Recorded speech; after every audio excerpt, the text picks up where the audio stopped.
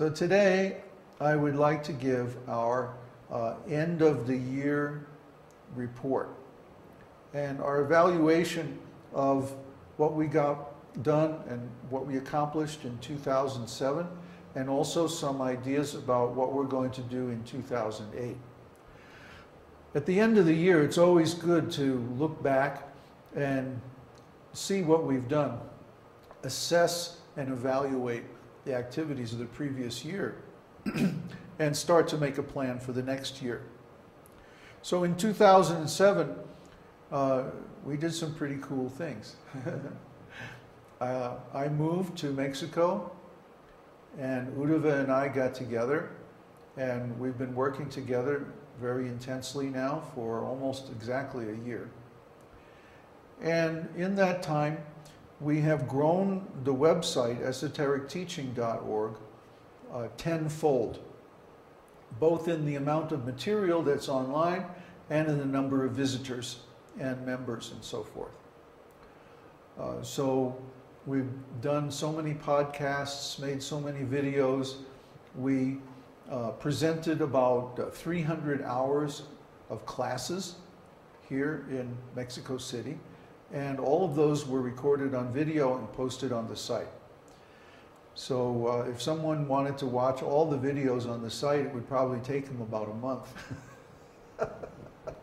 Watching every day. There's so much on there now, between the recorded podcasts and the videos and all the stories and articles. And oh, and then by the way, we have the whole Vedic library on our site now. It's called causelessmercy.esotericteaching.org. All of Prabhupada's books are there, all of his lectures, all of his morning walk conversations, room conversations. I mean, there's a tremendous amount of material on our site now. And it's going to grow even more, but we'll talk about that in a minute. The other thing that we did, we started the Vishnu Sahasranam podcast. Vishnu Sahasranam is a very, very important prayer, very important scripture. Because like I say, it encapsulates all the pastimes narrated in Srimad Bhagavatam in a prayer that you can chant in 25 minutes. So that's pretty extraordinary. We also started the Brihat Parashara Hora Shastra course, which eventually is going to encompass the entire source literature of Jyotish, the most important Vedanga. And we're writing a program, developing a program called Jyoti. Jyoti stands for Jyotish Yantra for Ontological Temporal Integration. That's really a mouthful. But what it means is you will be able to get all the readings available from Brihat Parashara Hora Shastra with a computer program on the internet for free. And that does not currently exist anywhere. So we'll be working on that, and we'll try to finish it by middle of next year. Then, of course, there's our WebEx video conferencing system that we're using right now, which is a first in internet preaching, especially for Vedic groups. And then we're working on a new project, which has been pretty confidential up to now, but I want to announce it. It's called Ask Baba. We've had a lot of people come to our site that know nothing about our tradition. I mean, they literally know nothing about it, and they ask all kinds of questions that are really basic, and that we don't want to really spend our time answering them. We don't want to discourage people who come and ask questions. On the contrary, we actually want to encourage them. So the problem is, I have been using all my time answering these questions from people and actually neglecting my own work, which is to improve things. Okay? I consider my role not to fix things, not to answer questions, but to make things better.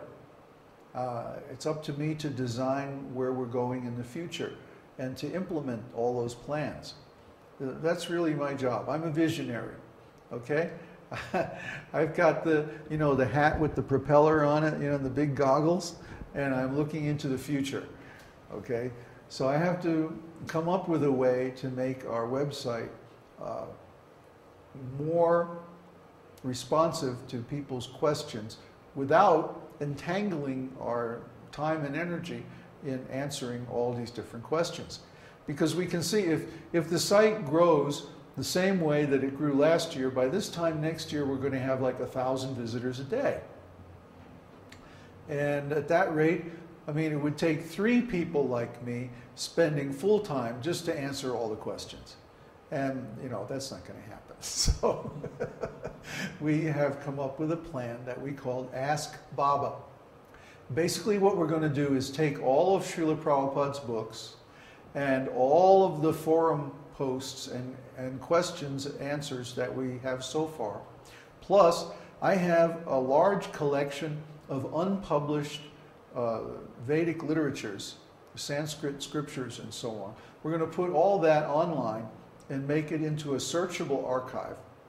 And then we're going to put an interface on it that allows people to ask questions and get answers based on, well, not only what people have asked and answered before, but also the complete Vedic literatures. So it's going to be similar to a customer support site or something like that, where you can go and look at a list, you can enter your question, and then you can see a list of similar questions and answers. And if that doesn't answer your question, then you can submit a query and search the Vedic literatures, the complete Vedic literatures, and also all the questions and answers we've had so far.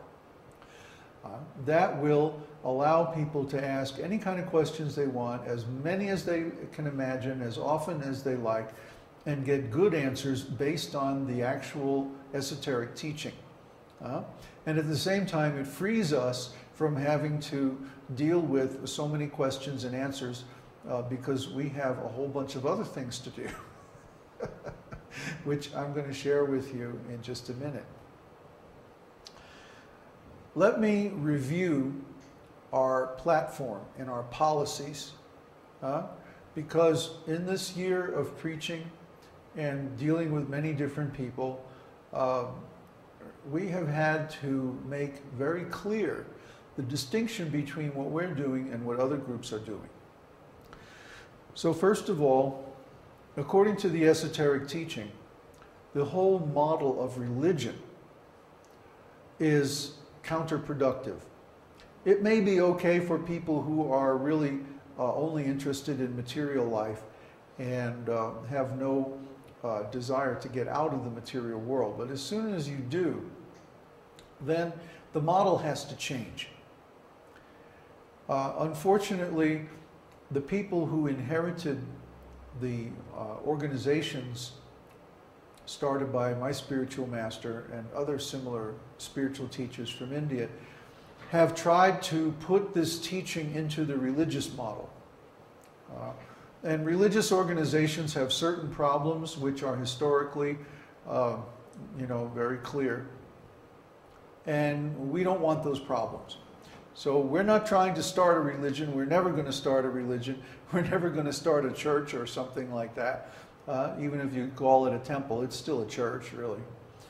And we're not going to try to, like most religious groups are trying for world domination, and therefore they get into competition with other groups, and then they have to start preaching against them, and they get into big wars, and it's just horrible. So we're not going to go there. We're not going to do that. We have a different model. Our model